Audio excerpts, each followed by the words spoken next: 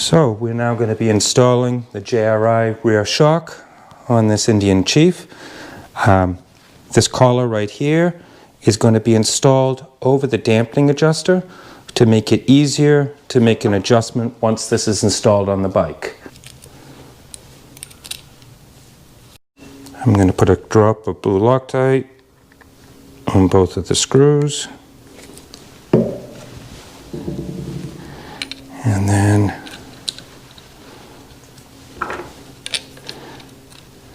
hold the collar together like so.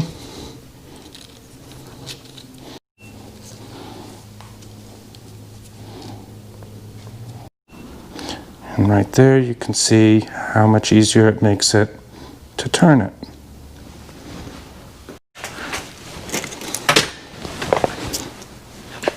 Before installing the shock on the bike, we need to measure the ride height. So you can measure it off of a number of different points on the motorcycle. So I'm going to use the bottom of the fender right on top of the axle. In preparation of installing the rear shock, we're going to put a flat jack underneath the bike, and we're going to take the weight off of the rear wheel. We also need to remove the right side muffler so that we can pull the rear wheel off in order to do the shock. Remove the muffler. Now we can access the rear, remove the rear axle. Loosen up the rear axle nut. Now I can remove the top shock bolt, remove the nut completely, and we can now remove the top shock bolt. We'll put that aside for reassembly. Next, we can remove the airline for the shock, which this one has an extension on it. On this particular model, the airline has been relocated to get to it more easily, but in most cases, the airline would come out right here. Now that I have the top shock bolt removed, it gives me much better access to the caliper bolts and the rear axle. I can remove the rear caliper bolts. Now I've got both rear caliper bolts off. I can pull the caliper out of the way and let that hang. We can now start pushing the axle through, and we're going to remove the rear axle completely.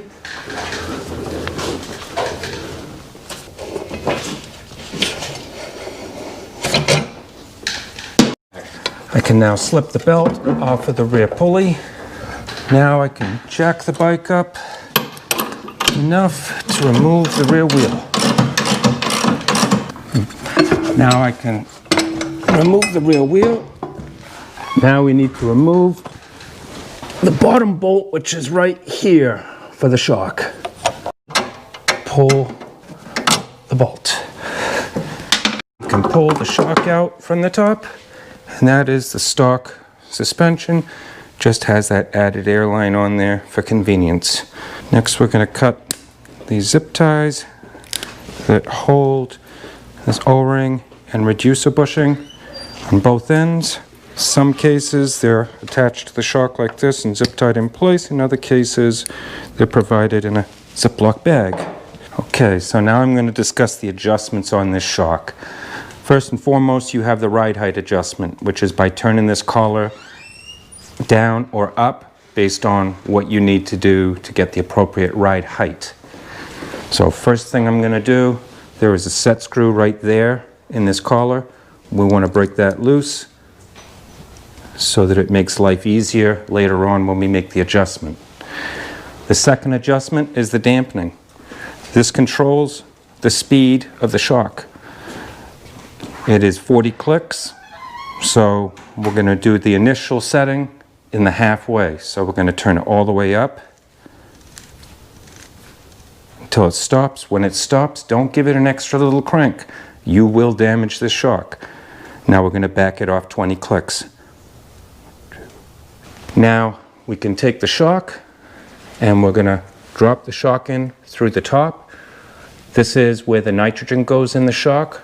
Nothing that you're going to be using, but I have this facing the back of the motorcycle. You can now drop this down in place. Line this up. So you might need to compress these bushings a little bit so it fits in there properly. You'll notice that these pliers have no knurls on them. You want to use something like that so it does not damage the shock. You can now push the bolt through.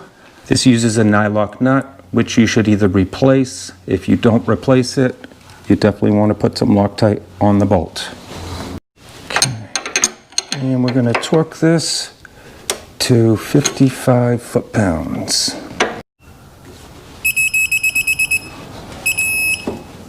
Now I'm going to install the bushings on the bottom. I'm going to give them a quick compress them a little bit. Install the bolt. I'm going to lift up the swing arm. Now I've got the bolt pushed all the way through. And install the nut. After putting a dab of blue Loctite on the bolt. So now I can torque this down to spec, 55 foot-pounds. Right now we're going to install the caliper bracket over the nub because it's a lot easier to put in now than later on. Take the rear wheel. We can lower the bike.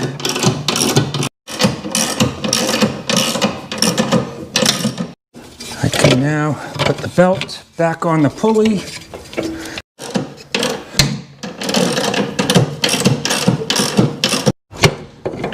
Now we can reinstall the axle. I can reinstall the axle nut. So now that we have torqued this to 65 foot-pounds, we can reinstall the caliper. I'll put a little blue Loctite on the bolts.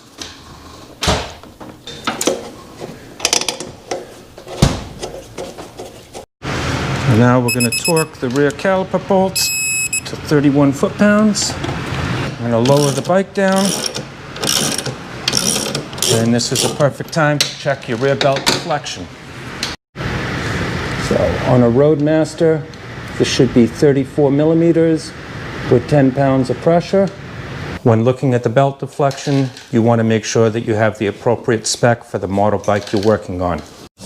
So now that the shock is installed, we've got the jack completely collapsed, and we can measure our ride height, and we're at 34.5 centimeters. If your ride height is not the same as it was to start with, and you do end up having to adjust this collar, you want to put the jack under the bike, take the weight off of the rear wheel, which will make turning this adjustment much easier. The shock does come with this wrench, so you can go ahead and turn it.